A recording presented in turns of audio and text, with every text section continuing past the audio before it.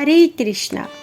हरि भक्ति विलास में कहा गया है, एकादशी का सृजन भौतिक जगत में निवास करने वालों की दुखी तन मन के रोगों को दूर करने हेतु परम औषधि के रूप में किया गया था।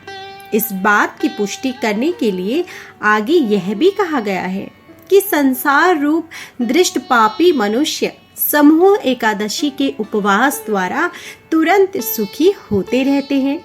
एकादशी केवल व्रत या उपवास का दिन मात्र नहीं है, अपितु एक ऐसा शुभ अवसर है जो माह में केवल 2 दिन आता है, लेकिन उसके द्वारा जो पुण्य फल प्राप्त होता है वह अद्वितीय है।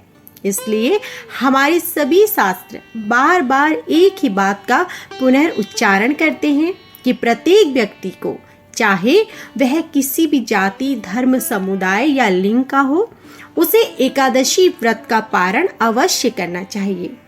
और आप तो जानते ही हैं कि इस बार 14 जून 2023 को आषाढ़ मास के कृष्ण पक्ष में आने वाली परम पवित्र योगिनी एकादशी का आगमन होने वाला है। इसका अर्थ है एक और स्वर्ण अवसर। तो चलिए आज हम देखते हैं कि एकादशी का पालन करने की व्रत विधि क्या है।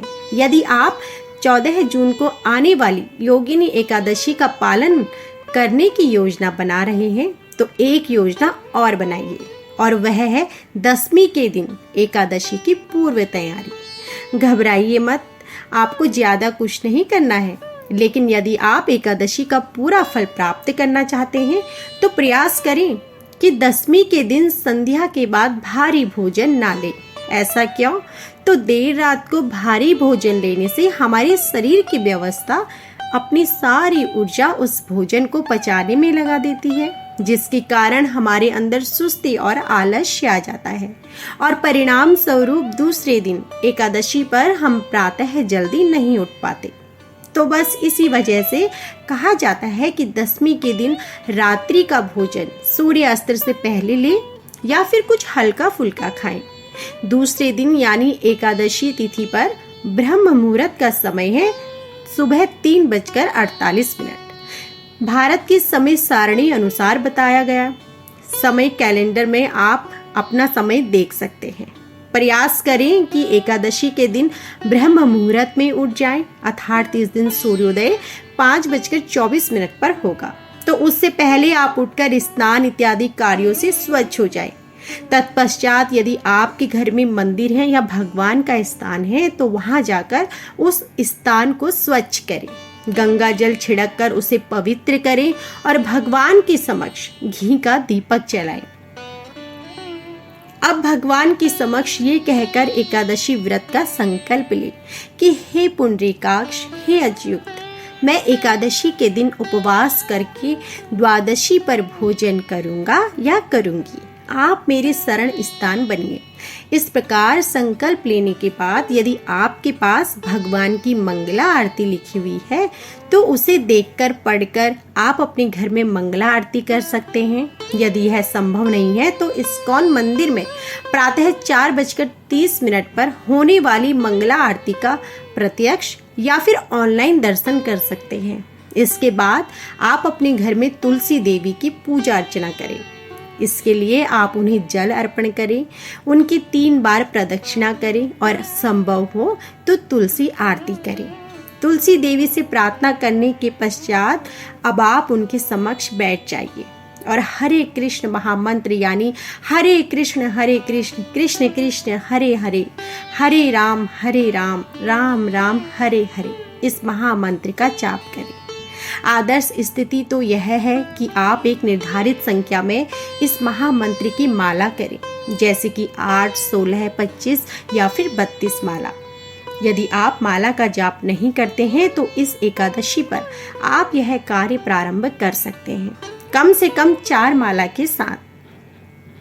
अब देखिए, जो मनुष्य एकादशी के दिन उपवास करता है वह समस्त पापों से मुक्त होकर श्री विष्णु के परम लोक में गमन करता है।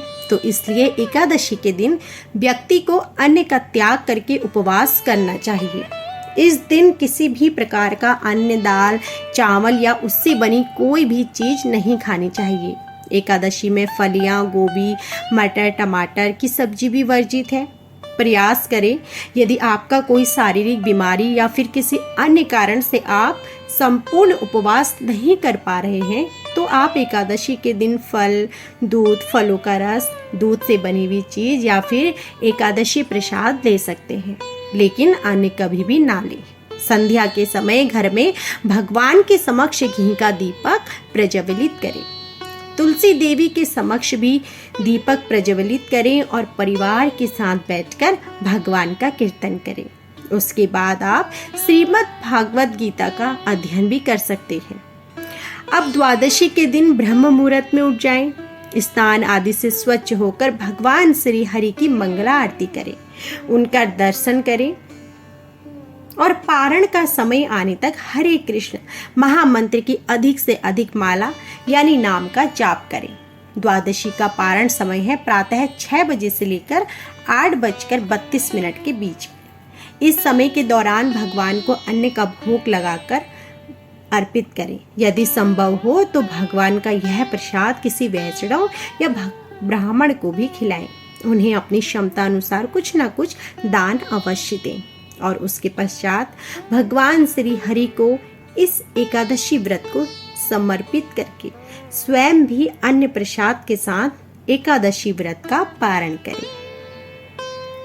तो आइए और श्रद्धा के साथ आने वाली योगिनी एकादशी का पालन करते हैं और हमारे परम आध्यात्मिक गंतव्य की ओर अग्रसर करते हैं। हरे कृष्णा।